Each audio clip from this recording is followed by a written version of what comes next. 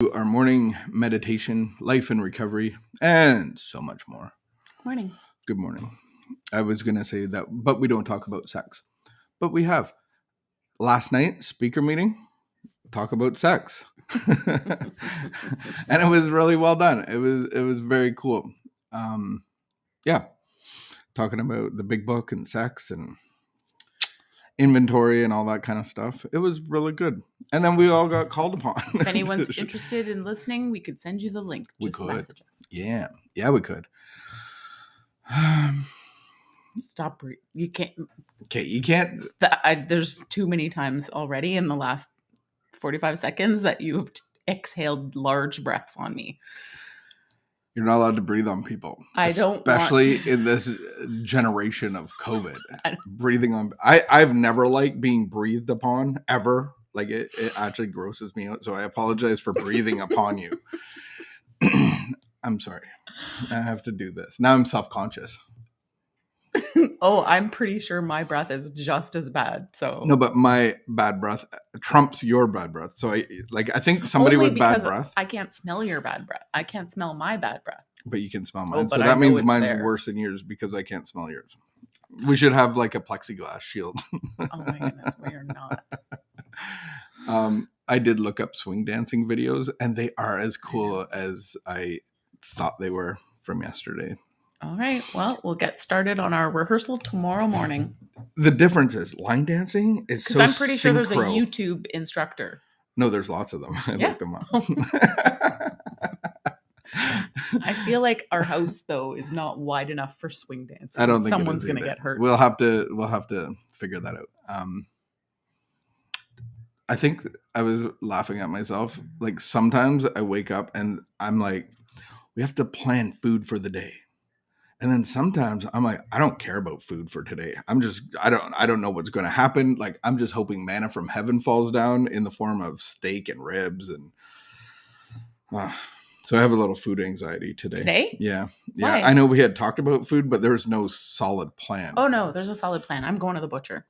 We're going to the butcher. Don't worry. You're the good. Navan butcher. We're going to the butcher. That, my friends, is like, I feel like a preteen boy going into Legoland. You're not coming. I love going to the butcher. You're not coming to the butcher. I spend way too much money at the butcher. Mm-hmm. Once I bought a whole cow liver. It's nasty. I hate liver. There's still some in the freezer. Anybody wants some going in the garbage? Anybody want a cow liver is big. When they gave it to me, I'm like, oh, how much is that? It was like $20. I'll take it. So big. And we only had the fridge freezer. Yeah. I was mad. Yeah. So don't buy cow liver, but feel free to buy brisket. Don't plan on it. Pork belly, ribs, steak, a bag of chicken. Their bag of chicken is really good. Do you know what I always buy when I go to the butcher? Yeah, pepperoni sticks. It's your thing. I love them. And a bag of cheese curds, and you eat them on the drive. Don't get the steering wheel greasy. Like that's my plan for lunch. Oh, pepperoni sticks and cheese curds. I think that's legit. Like, I'm going to the butcher.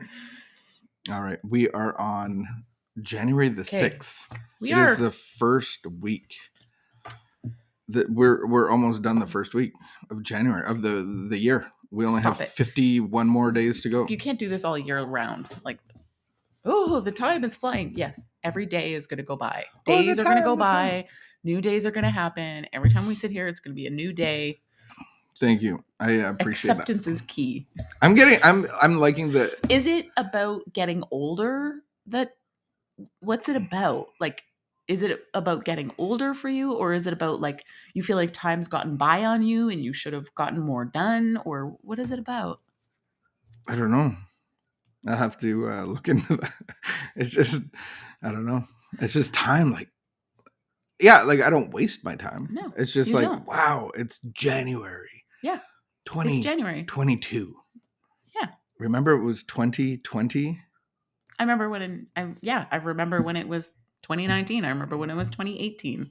I remember when it was 2020 and I got my New Year's look ahead and it wasn't 2020 vision. It was 2020 hearing. And I've never done more hearing in 2020 in my life. Be quiet and listen. Yeah. All right, let's crush this.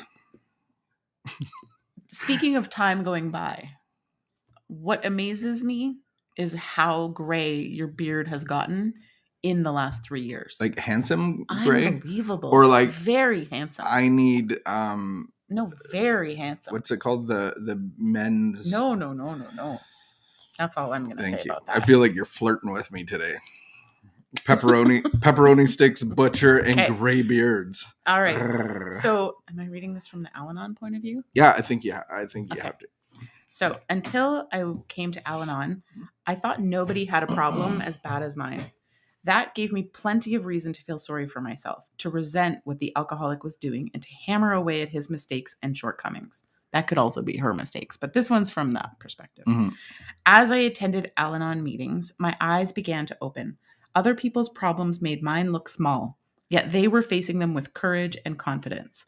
Others were trapped in situations as bad as mine, but they bore their troubles with more fortitude. They accepted the fact that the alcoholic was suffering from a disease. I found many reasons to be grateful that my lot was not worse. My load began to lighten. Today's reminder: when things look blackest, it is within my power to brighten them with the light of understanding and gratitude. I realize how much depends on my point of view. My own wrong habits of thinking and acting must be corrected, and only I can do that. Let me not expect easy solutions to my problems. Make me realize that many of my difficulties were created by me, by my own reactions to the happenings in my daily life. I ask only to be guided to a better way. That's a beautiful. All the problems arise within me. Yeah. How did she explain that her load began to lift?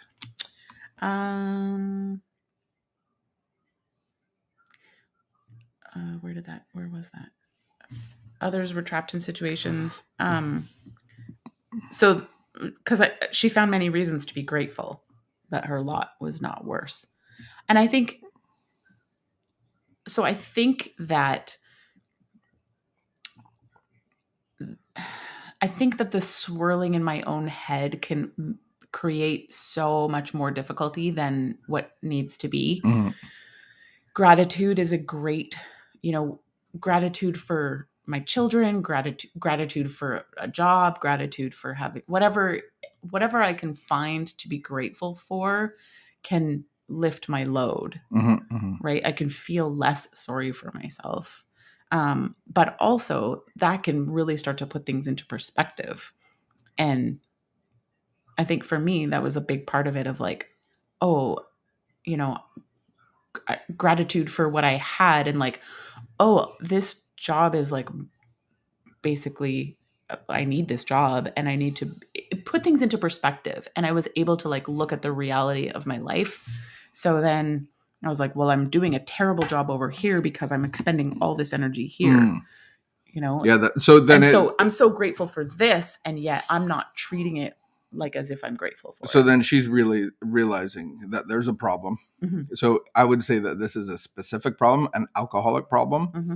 because the alcoholic's involved, and there's not a consistent recovery or sobriety. And then I would say that the way that she's dealing with it is changing her perspective. And then the how to change perspective is listening to other people's shares and stories at meetings in the fellowship. Right. And then all of a sudden you're like, I'm glad I'm not that person. Well, it also helps you see, like, if you're younger, well, I was younger. And then in my Al-Anon, when I was going to Al-Anon, they were older. And they'd been tiptoeing around an alcoholic for a really long time. That was eye-opening, of like, oh, this is my future.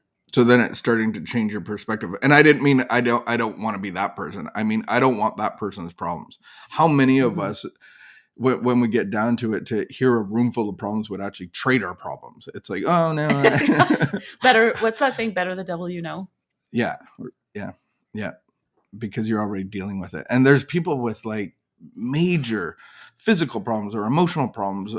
And the reality is that we have a God that will solve all of our problems. And so how do I change my perspective? How do I deal with the problem of the alcoholic problem? I have to change my perspective. I do that by attending meetings and listening to people's story, but being in the 12 steps and in recovery myself, not just going to meetings to feel better, but actually doing the work to get better. Well, that's a big part of what I realized too was, it wasn't necessarily about, oh, I better do something because, my alcoholic's going to get worse, but it was like, oh, I better do something different because even if I got rid of this alcoholic, I'm so messed up. I'm going to trade him in for a new one. Like, I just It's going to propel realized, like, you oh, in a my direction. thinking is broken, and so that was a really helpful process for me back when I started going to meetings of like, oh, I think I need to do something about me. Yeah. I like what you've been doing in the last couple days when you pray. You've been asking God to help us be of maximum service, and it's actually really changing my perspective on like, yeah, like how am I of maximum service to God and His people this hour? Right. So thank you for that. How are you of maximum service today, this hour, to God's children and to God? Be of service, and I don't mean like do people's dishes. I mean like be a church service. Be in song and praise and thought and meditation and joy of having a church service Right. within you. Right. I think that's a great service for the world around you. You're pleasant, you're happy, you're present, you're singing, you're joyful. Whee! All right, change perspective by through the fellowship, through your recovery, and we leave you with that today. Keep the peace, be of good behavior, and we will see you tomorrow.